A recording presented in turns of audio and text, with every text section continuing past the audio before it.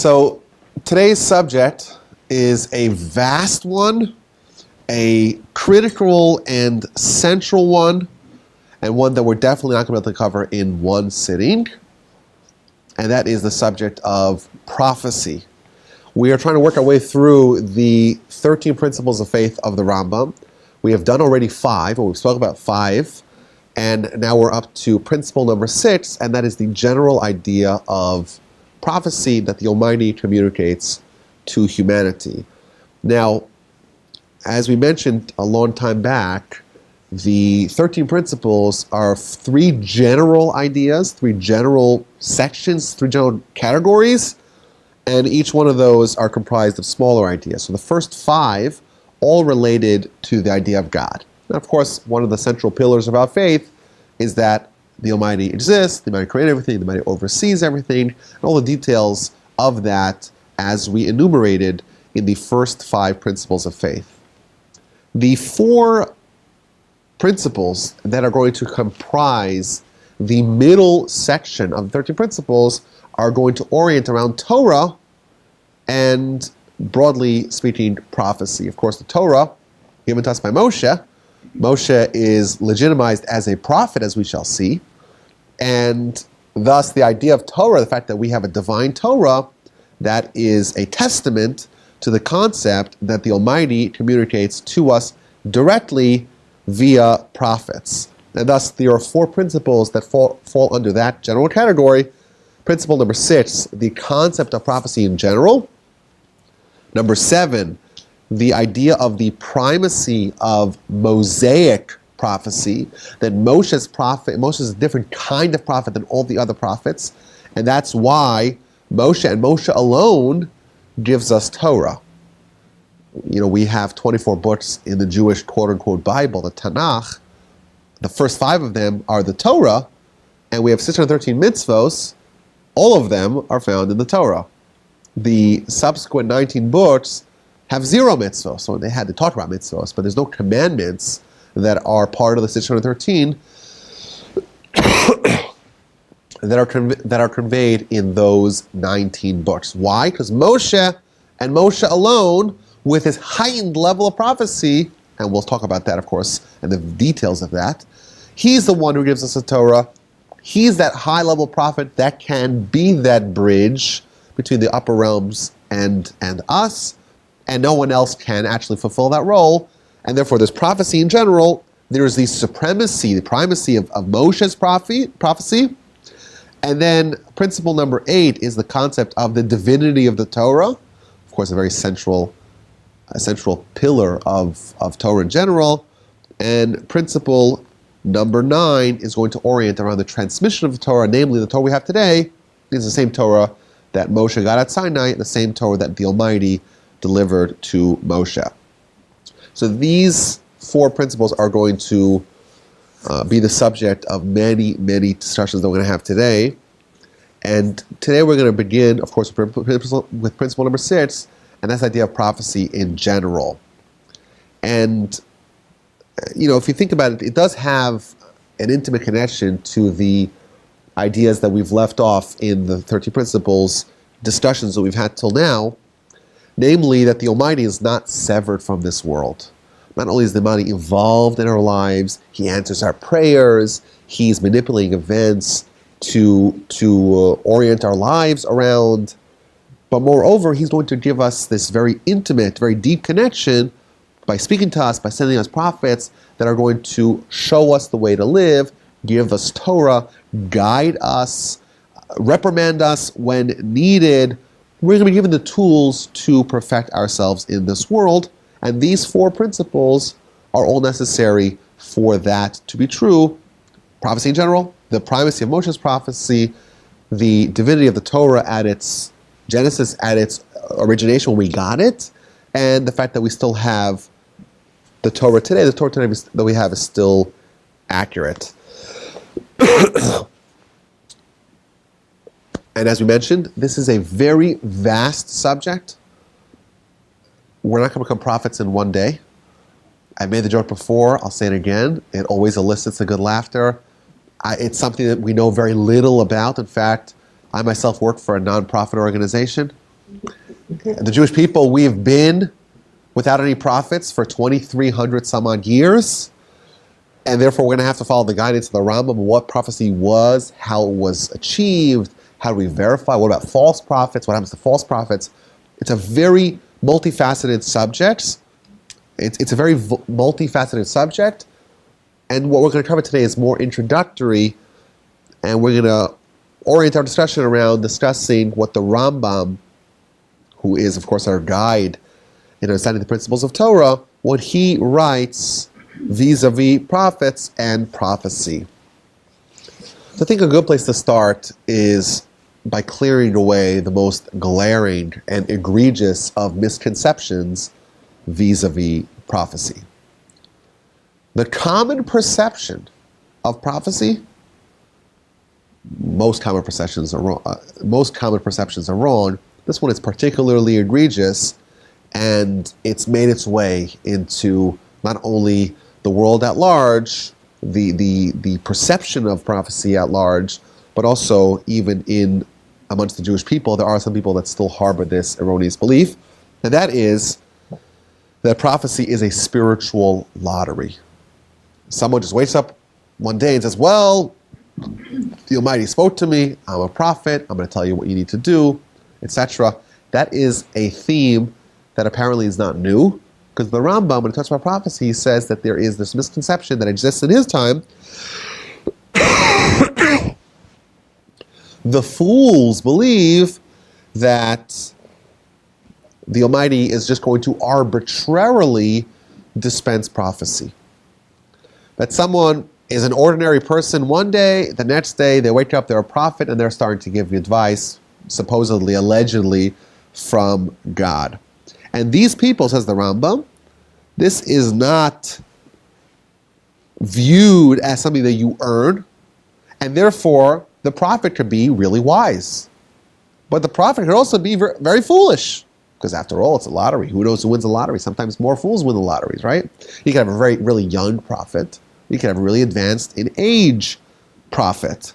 You could have someone that maybe would seem to be spiritually, characteristically worthy of it, and someone that's totally not worthy of it at all. But if it's random, if it's a lottery, if it's arbitrarily selected, if it's random, if it's dispensed like gumballs, then who knows who can get prophecy? Really, everyone can.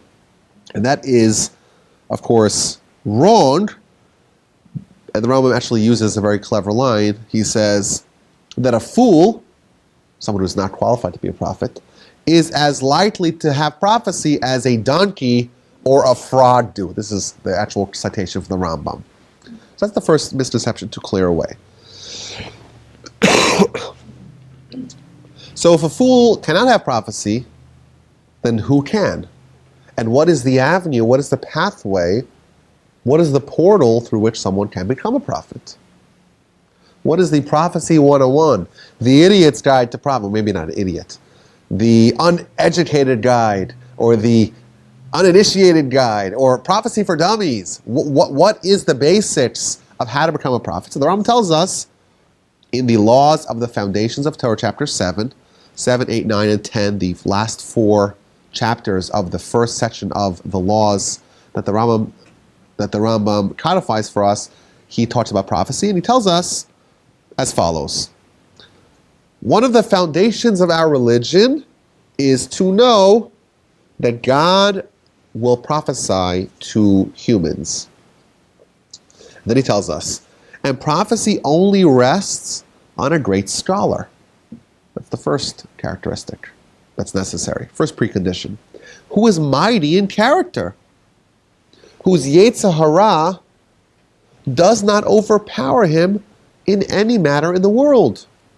Rather, he always overpowers his Yetzer Hara with his willpower, and one who possesses exceedingly broad and correct knowledge. The Rambam gives us here 3 preconditions. You got to be someone who's tremendously scholastically advanced, someone who has the strength of character, the moral fortitude to always overcome his Yetzer Hara and never capitulate to it, and someone who's possessing exceedingly broad and correct knowledge.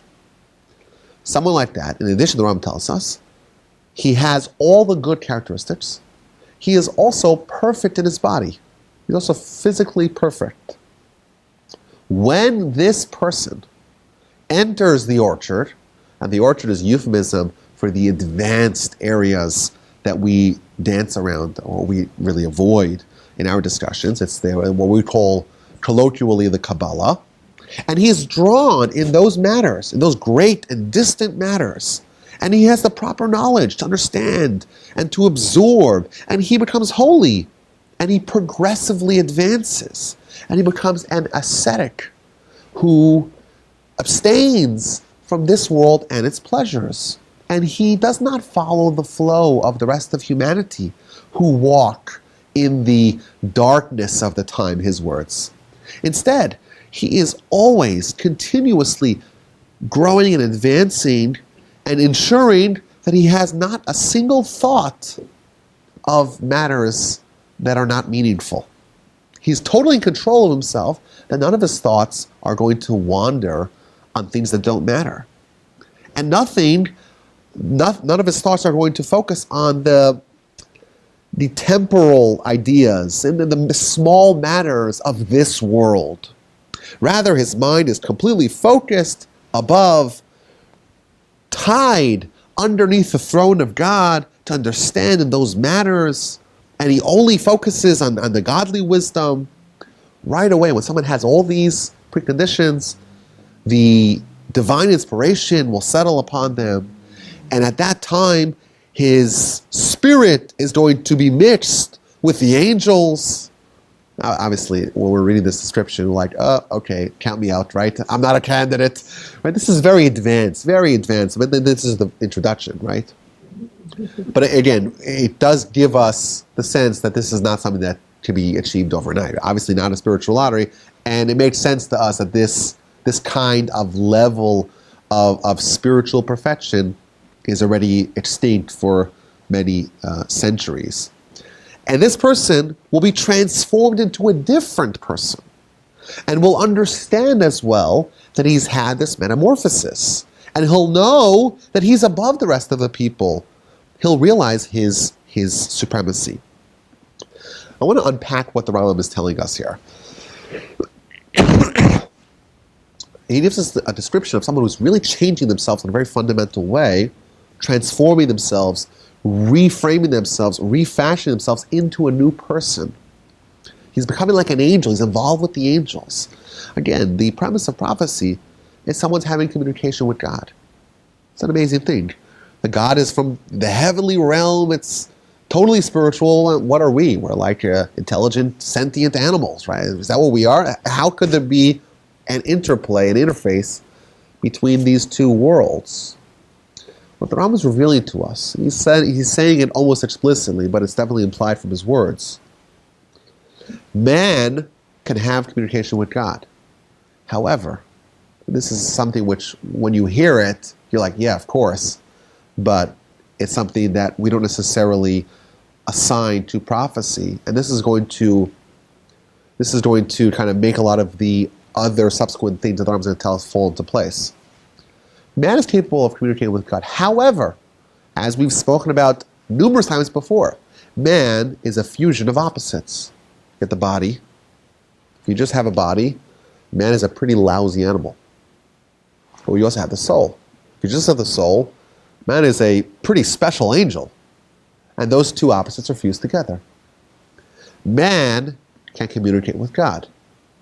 However, this communication, this interface, this flow of divine inspiration that can descend upon man is not man's body in God. It's quite the contrary. That is nary those two shall meet. Of course, man's body is a creation of God, but these things are, one's totally spiritual, one's totally physical, one's totally mundane. There's no commonality between those two. However, we have a soul, and we know that our soul is the thing that's really most similar to God in all of existence.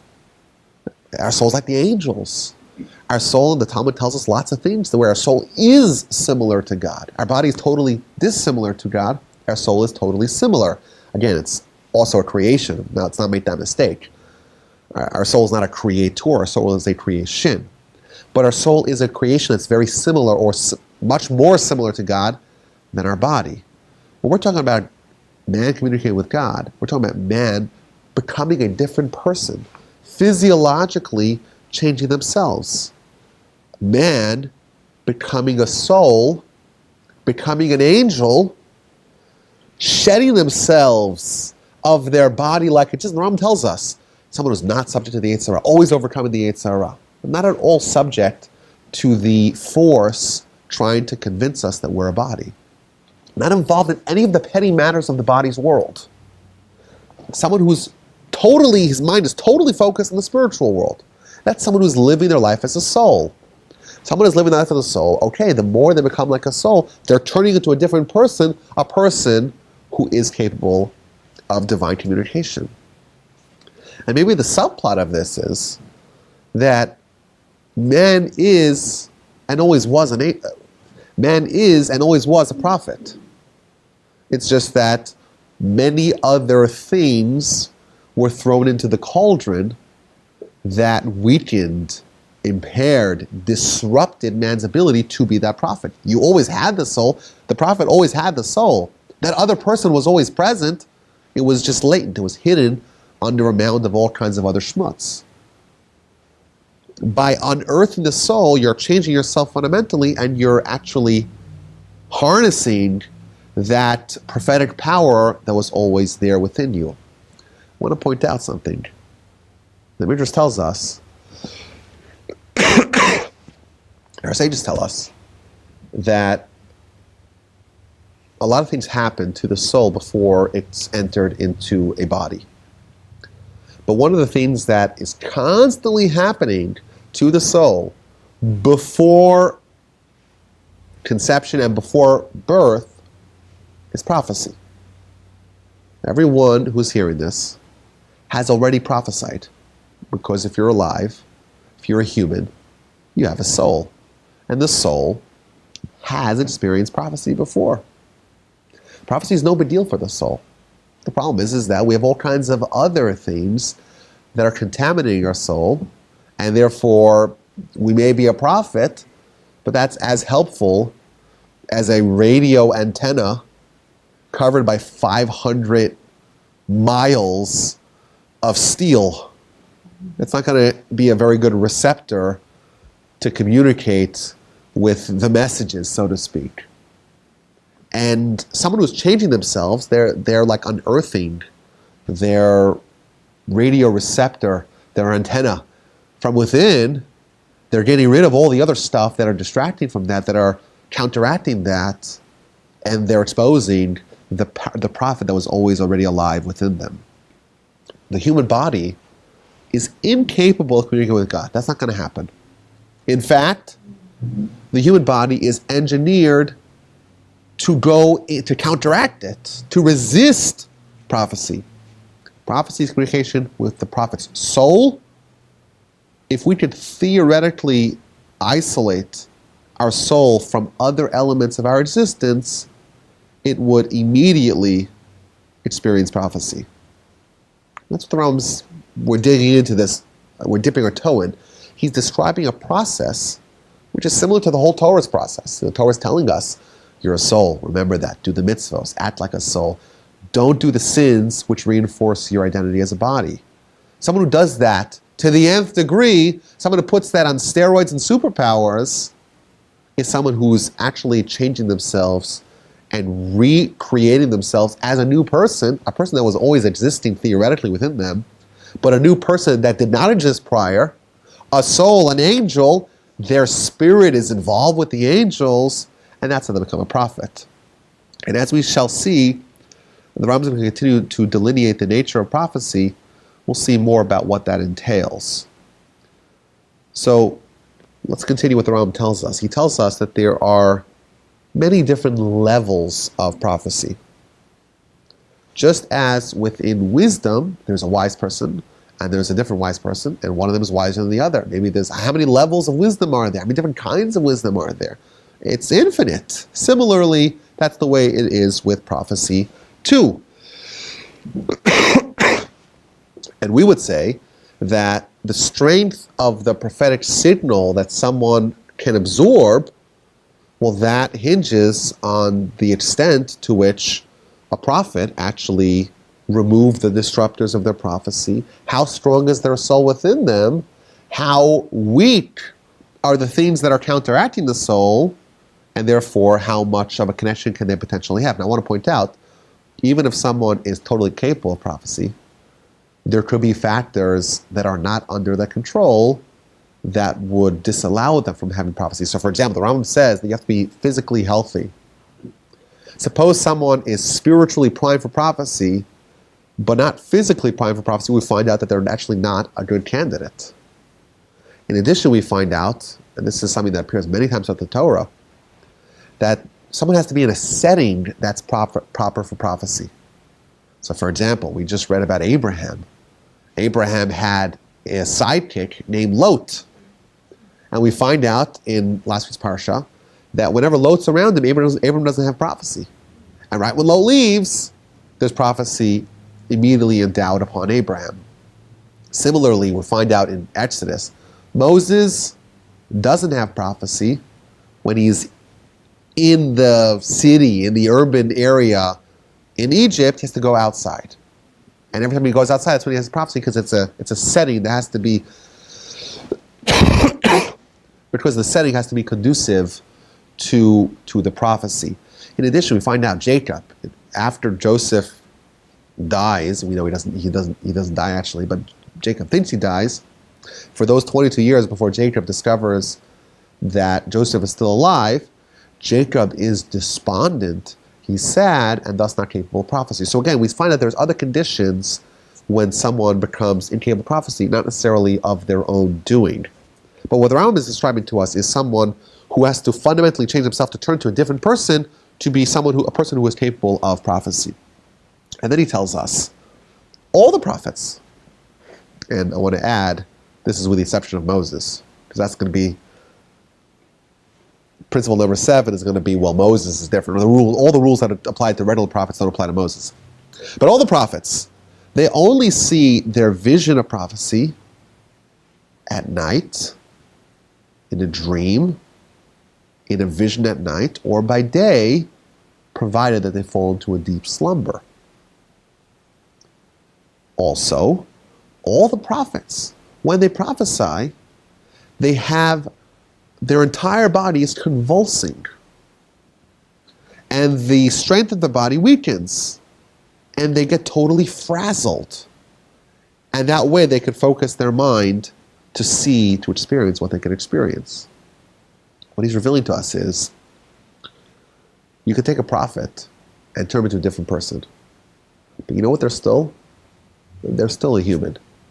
They still have a body, still have a Yetzer Hara. They still have things about them that are antithetical to prophecy. And thus, for someone to prophesy, someone to have prophecy, there is friction, there's tension between the things within them that are resisting prophecy and the things within them that are embracing it. And the body, we'll call it the body or the Yetzer Hara, is going to be interfering with the prophetic signals conveyed to the soul. So what has to happen?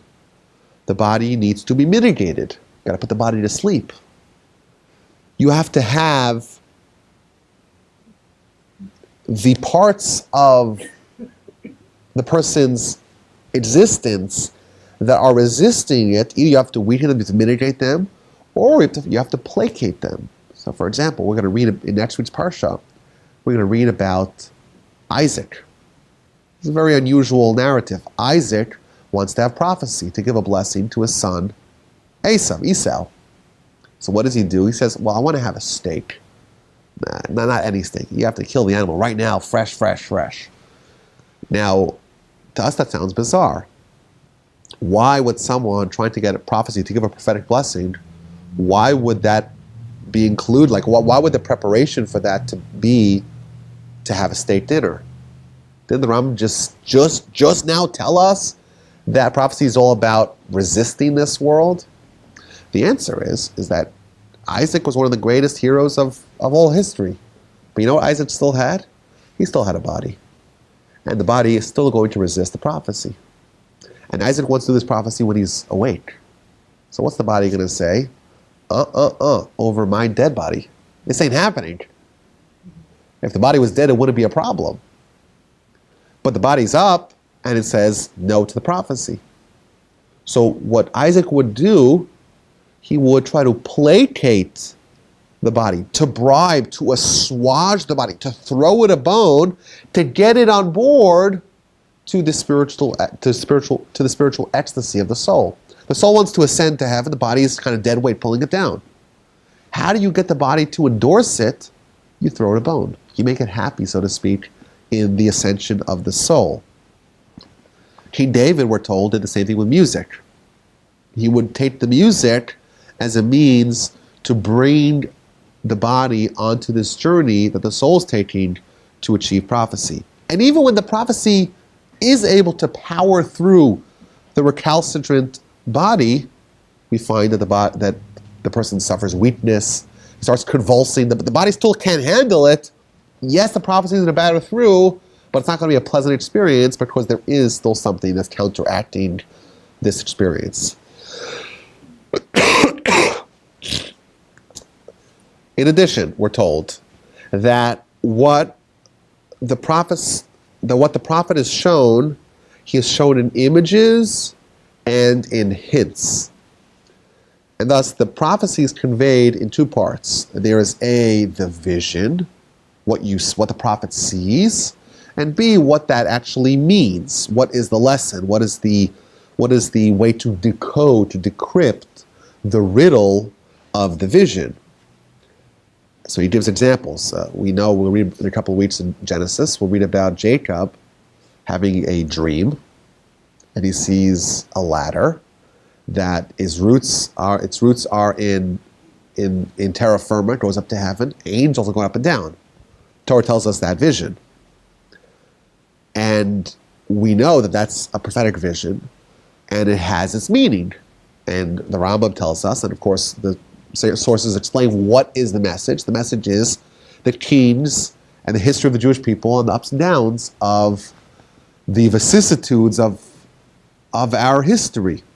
So again, we have the vision, the image, what you see and what it means.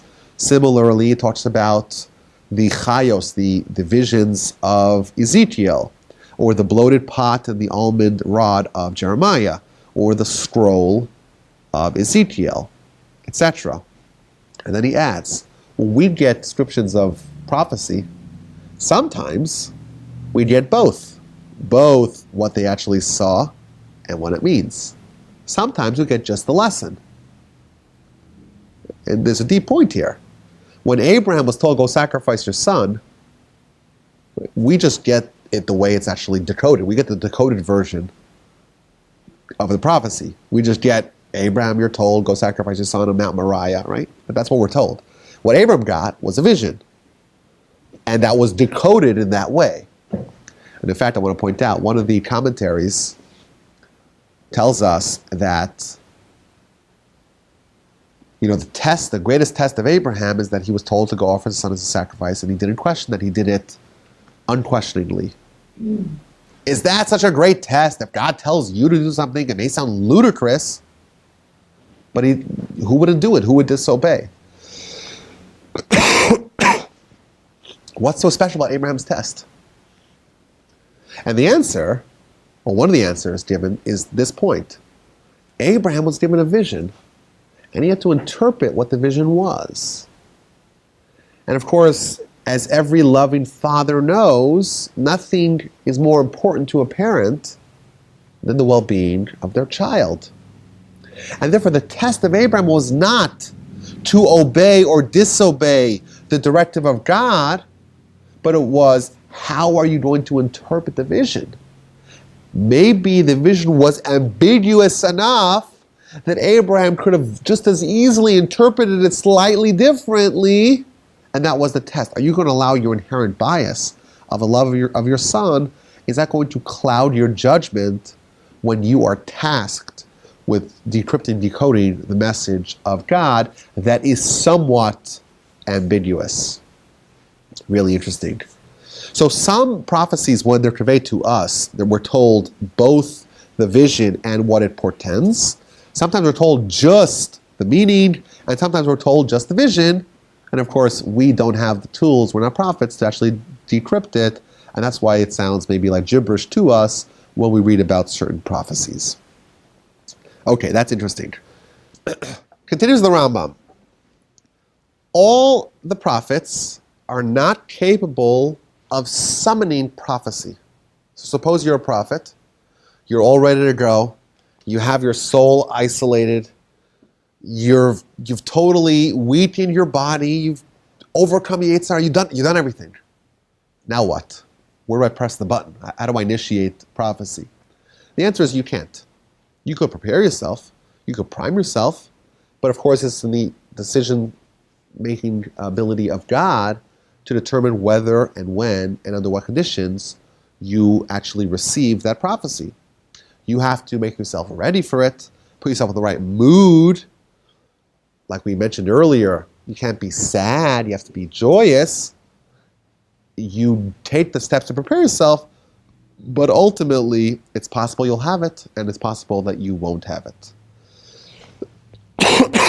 And continues the Rambam, all these things that we described, all these limitations on prophecy are all true with all the prophets, with the exception of Moshe, our master, the father of all the prophets. Different rules apply to him, and that'll be the subject, of course, of principle number 7, the primacy of Moshe's prophecy and the difference between Moshe's prophecy versus all the other prophets. Okay, suppose you're a prophet and you're all ready to go, and indeed you receive prophecy. What is the nature of the content of that prophecy? So again, it guides us the Rambam. He tells us it's possible that the prophecy will be just for you. You're, after all, a great scholar, a great sage, a highly righteous person. You're someone who have involved in very advanced ideas, and sometimes Almighty will just give you prophecy because He wants to increase your wisdom, increase your insight, increase your knowledge, and it's just for you. It's just relevant for you, and no one needs to know about it. It's just your communion with God. In addition, there's a different kind of prophecy, which is prophecy when someone is sent on a mission by God to go inform, direct, guide, reprimand, reproach the masses, give them rebuke, castigate them, guide them, encourage them. It's to be a spokesman, so to speak, of God, an ambassador of God, conveying His messages to the people. I want to point out the Talmud tells us that over the course of our history, we've had prophets more than double of those people who exited Egypt. So we have 600,000 people leave Egypt. We have more than double that. So we're talking about millions of prophets. And of course, we know the names of a lot of prophets, but if you count all the names of all the prophets that we know, it's around 50. So there are many, many, many more prophets whose names we don't know, whose stories we don't know, whose accounts we don't have a record of, than the ones that we do know of.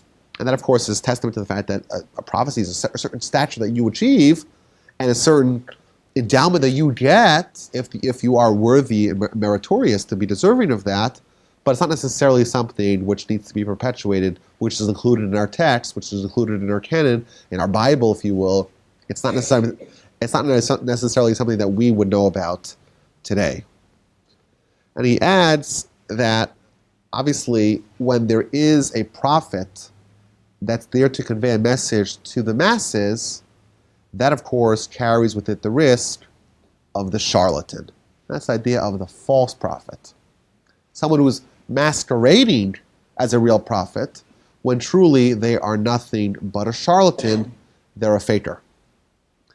And because prophecy has within it the potential of corruption, of abuse, there has to be a means of vetting the prophet. Of course, if someone is just a private prophet, they're profiteering on their own, that doesn't, we may not even know about that. But if someone is a public prophet, if someone is prophesying and telling us to do X, Y, or Z, as we shall see, if the prophet tells you to desecrate Shabbos, you have to listen to the prophet. Because he says this is a one-time event. The Almighty tells me to tell you that you have to do this and this and that. Even if it's to desecrate, to violate, to transgress one of the mitzvahs, we are obligated to listen to them. Now, important to note, that's only if it's a one-time thing and if it's not the sin of idolatry. So every other sin, yes, but not idolatry. If a prophet comes to tell you to do idolatry, that's for sure a false prophet. Or if a prophet comes to tell you that one of the 613 mitzvahs is forever annulled. Those two are signs of the false prophet. But if Elijah comes and tells you that today we can offer a sacrifice on Mount Carmel, even though we can only offer sacrifices in all other times on Mount Moriah, on Temple Mount, Elijah is a public prophet. He's a legitimate prophet. He's a verified prophet. He's a prophet who has been vetted, and therefore we have to listen to him. But there has to be some sort of process where the public prophet is indeed verified as being legitimate because their power is vast, their influence is great, and the mandate that we have to listen to them is total, is complete. So the Rambam tells us that when someone is sent to be a public prophet, they're also given the means to verify that. Now it's important to stress, the Rambam tells us, that when someone comes and says, I am a public prophet, I have a message from you, and I also have a way of verifying that I'm legitimate, when someone comes and tells us that, if they're a legitimate prophet, in all likelihood, we would, or the community, or the court, or the powers that be, would already have a hunch that this person is probably a prophet. After all, to be a prophet, you have to be very noteworthy in your kindness, your character, and your scholarship, and your asceticism. To be a prophet is not just about prophecy. That's part of a long-term growth of the prophet. So someone who's coming to us and telling us about their prospective prophecy, we already should know that they're a very good candidate for such a role, for such a responsibility. And in fact, the law is if some simpleton, if some fool, if someone that we know does not have refined character, they show up and say, I'm a prophet, we know they're a false prophet. We don't even need to listen to them. We don't need to inspect them. That's it. They're a false prophet. But someone who does have the goods, who does have the credentials to be a prophet, they're claiming to be a public prophet, we have to verify them. We have to examine them. We have to vet them. And what do we do? Again, we're told by the Rambam what to do.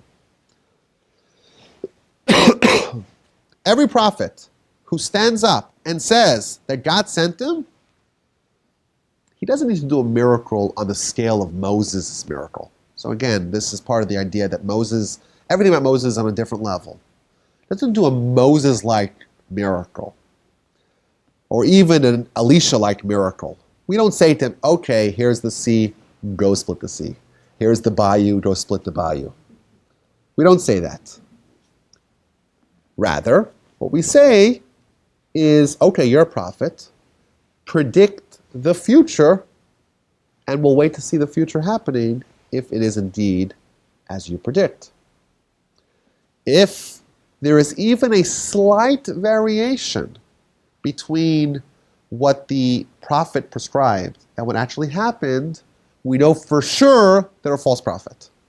Because prophecy is precise. If the Almighty is going to give them a tool to predict the future, to legitimize their prophecy, it's going to be 100,000,000% accurate. Nothing is going to be lacking from their prediction. And he tells us, we actually ask them a lot of things, a lot of times. We continuously, rigorously vet them to make sure that they are legitimate. And if indeed they're constantly predicting the future, and every time they do it, it's 100% accurate,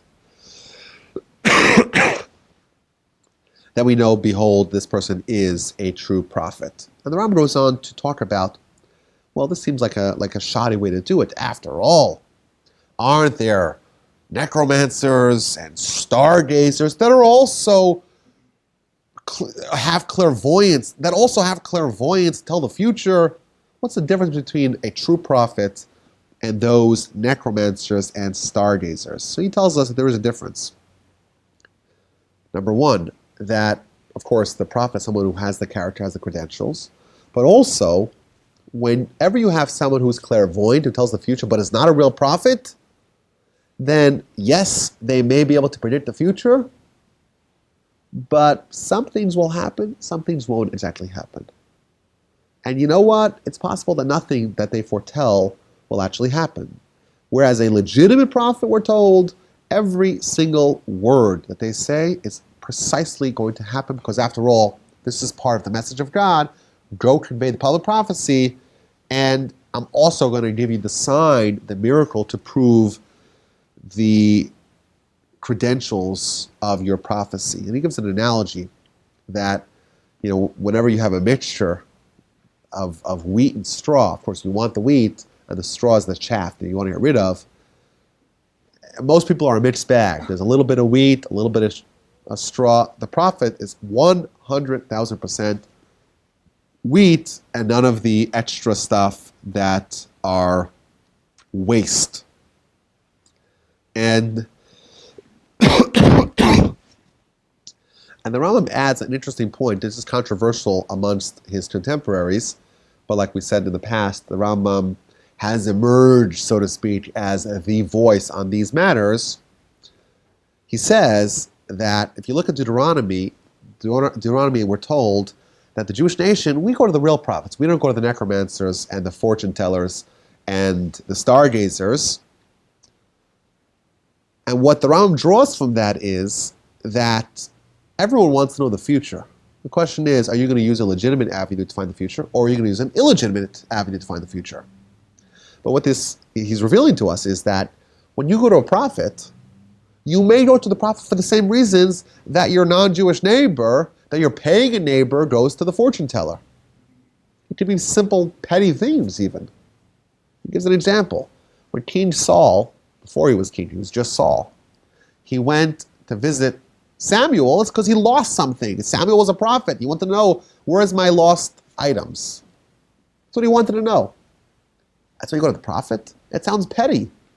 Well, yes, it could be petty, but that's the boon of the prophecy, is that you don't need those little tiles to be able to find out where your stuff is. I lost my keys. I lost my phone.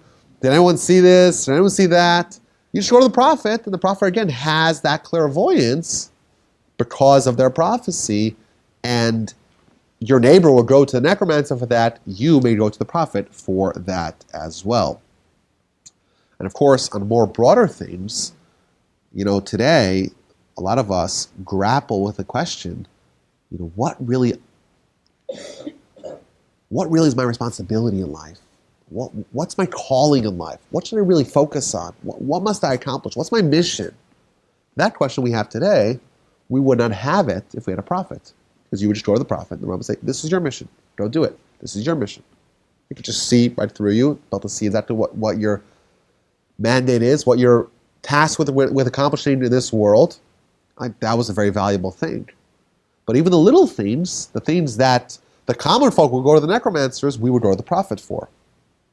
And the Rambam adds something interesting. So the prophet is told, predict the future. Of course, the future could be good, could be bad. He could be giving us a foreboding, ominous take on what's going to happen, or it could be very pleasant, very positive. Says the Rambam. Again, this is found sourced in the Torah and the Talmud everywhere. You only vet the prophet with good tidings, with positive prophecies to the future. Never for negative things. So he tells you, hey, next week your house is going to burn down. And you know what? It doesn't burn down. We may say is that, well, yes, your house was supposed to burn down, but you repented, But you prayed, and you know what? You changed the destiny that was supposed to happen. And that does not disqualify the credentials of that prophet. However, when an edict, a positive edict, is conveyed to you, and under almost all circumstances, when something good is foretold, it is not rescinded, it's never rescinded. Therefore, we only vet the prophet when they convey good things, and those things either happen and they're proved to be a legitimate prophet, provided that they do it sufficient times, or we find out that they're a fraud, they're fake, if that does not happen. He gives an example. Jonah goes to the people of Nineveh. He tells them the city is going to be destroyed. The city is not destroyed. We know Jonah is a legitimate prophet. It's because they repented, and thus they were able to avoid the destiny that would have happened to them had they not repented. I want to add another point, that we go to the real prophet. We don't go to the fake ones. We don't go to the people who are the gurus, who are the fortune tellers, the palm readers. We go to the Torah, we go to the prophets. That's one of the descriptions we're told in Deuteronomy. But if you do go to these people, I'll tell you one of their tricks. One of the tricks that they use is they predict the future, or they predict the past, or they see right through you. That's because they speak in very general terms. You could say something to a person that is true for every person you speak to. Like you say the following: I see you're really going through something important. That's true for everyone, because everyone is able to, it's too vague, it could be interpreted as true for every person. You could also say the following: you know that you have squandered potential, and anytime you really set your mind to something, invariably you accomplish it. Like, yeah, I was like, yeah, nod, yeah, ooh. Right? That's one of the tricks of the snake oil salesman, to say things that are so general, but people interpret as being, wow, he read me like an open book. It's just everyone's got that open book, and I'll just reveal that to you. That's the secret. The prophet has to give specific predictions, like it's going to rain tomorrow afternoon, at 4:43 p.m. If it starts raining at 4:42 p.m. or 4:44 p.m., false prophet. You may even have to execute them. It has to be precise, exactly precise, that the good tidings of rain for our crops will arrive. And the Rambam adds, this is how he concludes his laws that relate to prophecy, that there is another way to be verified. If you have a verified prophet who vouches for an unverified prophet, then you don't need to verify prophet number 2, because prophet number 1 vouched for them. So, for example, he says that Moshe vouched for Joshua, and without inspecting Joshua, the whole nation accepted him as a legitimate prophet because Moshe vouched for him. I will add that Moshe also vouched for Abraham. How do we know? How do we believe that Abraham is a prophet? It's because Moshe told us, and Moshe was verified, Moshe was vetted, and therefore, because Moshe tells us that Abraham is a prophet, ergo we know that Abraham indeed is a prophet. And this applies not just with Moses and Joshua. For all of history, if there is a verified prophet that, again, we tested multiple times and is behaving like a prophet, we cannot question him. We cannot try to question the legitimacy of his prophecy. Maybe it's not true. We know once he's verified as a legitimate prophet, we believe him. If he points to this person and says this person is also a legitimate prophet, that person is right away elevated to that status. However, we don't test them too much. Test them a lot, but not too much. Never like Samuel. He's proven ready to be a legitimate prophet. We don't test him anymore. Rather, we believe that the Almighty is going to give us these special people amongst us to be a tremendous boon for us, but also a conduit that we have with the Almighty, and therefore we ought not to question them, and we ought not to ask too many questions from them once they've already been legitimately verified. So this could serve maybe as a general introduction to the general to the concept of prophecy, the idea that the Almighty is connected to us in such a visceral, intimate way that there are these special people to whom they've earned the right to become someone who is worthy of prophecy. They've isolated their soul, they've cleansed their soul, they've elevated their soul to the degree that the soul has much fewer inhibitors to its connection with God. God decides that they're worthy, and indeed He communicates with them. That is the idea of prophecy. And of course, we know that prophecy does not exist anymore today. There is a very, very dramatic description in the Talmud as to when, where, why it ended. We're going to talk about that in a future session. But more general concepts of prophecy, the roles of, for example, Abraham, Isaac, and Jacob in prophecy, the stature that they had, and some of the other questions related to this vast subject are the topics of our future immersions into the 30 Principles of Faith of the Rambam. I thank you all for listening. My email address, again, is rabbiwolbe@gmail.com. I look forward to hearing from you.